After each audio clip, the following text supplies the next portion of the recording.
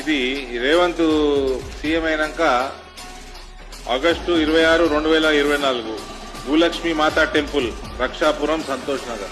October 14, 2024 Mutyalamma temple Kumariguda Monda market దగ్గర. November 5, 2024 Hanuman temple Navagraha shrine airport colony Shamshabad. November 9, 2024 Somayya Chowdamma and Pochamma temples Jukkal village Shamshabad mandal. March 10, 2025 Ramalingeshwara Anjaneya Devasthanam Shivalayam IDPL colony Gandhinagar Hyderabad.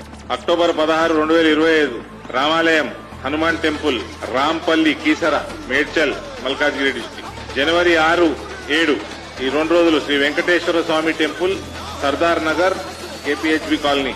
January 10, 2026 Kattamaisamma temple Safilguda Neredmet area.